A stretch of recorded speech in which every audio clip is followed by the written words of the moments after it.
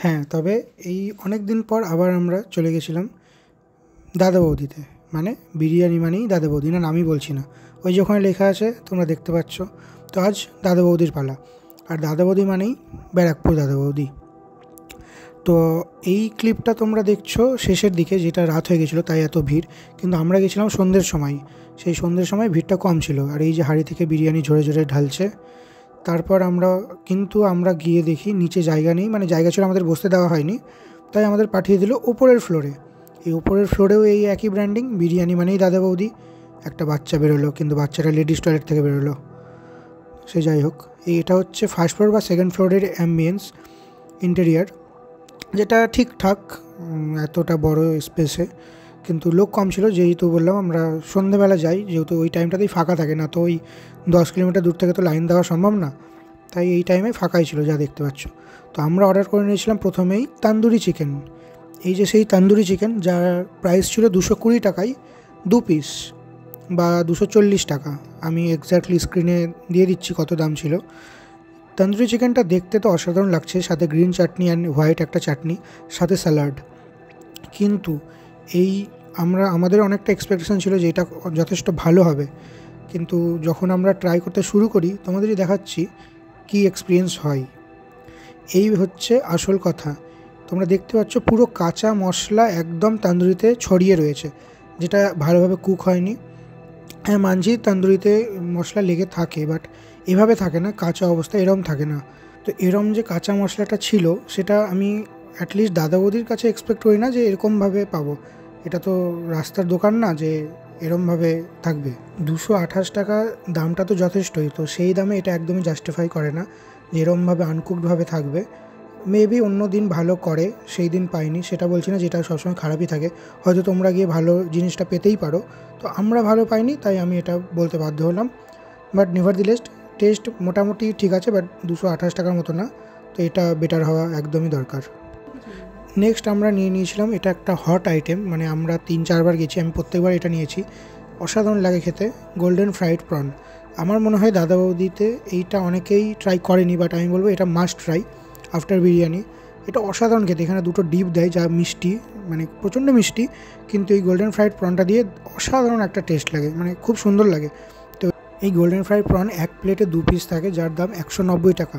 তো 190 টাকা হিসেবে ঠিকঠাকই আছে। তো যেহেতু টেস্ট ভালো, তো টেস্টটাই ম্যাটার করে, দাম বেশি নিলে ঠিক আছে, বাট এটার টেস্ট যেমন অসাধারণ ছিল, স্যালাড দিয়েছিল সাথে, তাই এটা জাস্টিফাই। এটাতে আমি দেবো 10-এ 9.5। এটা আমার পার্সোনাল ফেভারিট, তো মাস্ট ট্রাই এটা।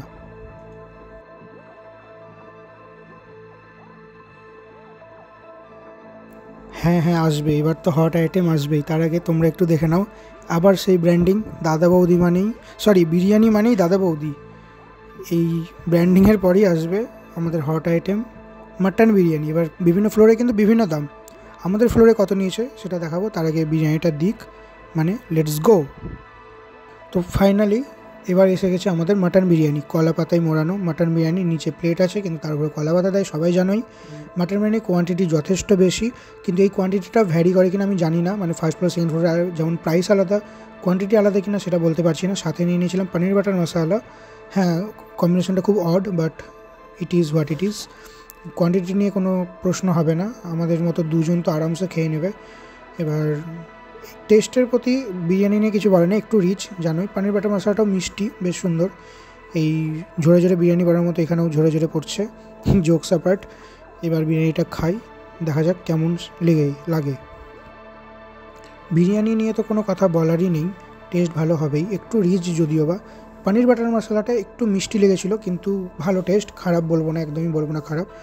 আবার সেই বিরিয়ানি মানেই দাদা বৌদি মানেই বিরিয়ানি, অ্যাজ ইট ইজ। এবার আসি আসল কথায়, আমাদের এখানে একটা আলু দিয়েছিল, আমরা রিকোয়েস্ট করি যে একটা এক্সট্রা আলু দেওয়ার জন্যে, সেটা নাই করে 3 থেকে 4 বার আমরা বলতে হয়েছে, মানে ওদের দেওয়ার ইচ্ছে ছিল না। এই ক্লিপটা হয়তো আলুটা দেওয়ার পরই আমরা বলেছিলাম, কিন্তু মনে পড়ছে না। আলুটা দিয়েছিল, ফাইনালি দিয়েছিল, কিন্তু হাফ আলু দিয়েছিল। তো দাদা বৌদিতে এটা আমি জানি না কেন এরা করে, যে এক্সট্রা আলুর জন্য ওরা হয়তো প্রাইস নেয় না, যতটা মনে পড়ছে প্রাইস নেয়নি। কিন্তু আমার মতে তোমরা প্রাইসটা অ্যাড করে দাও, যেটা আর্সেলানে করে বা বাকি জায়গায় করে। আলুকে প্রোভাইড করো, দুজন গেলে 2টো আলু দরকার হয়, সে কথা বাদই দিলাম। যে আলুর কথাটা, তো তোমরা যদি ফ্রিতেই দিচ্ছ বা টাকা নিচ্ছ না, সেক্ষেত্রে তোমাদের এত বড় যখন ফ্যান বেস, তো আমার মতে আলুটা কেউ রিকোয়েস্ট করলে তাদের দেওয়া উচিত। এর আগে আমি মামাদের সাথে গেছি, দিয়ে দেয়, কিন্তু সেদিন এই সেকেন্ড ফ্লোরে এরকম বিহেভিয়ার কেন করেছিল আমি জানি না।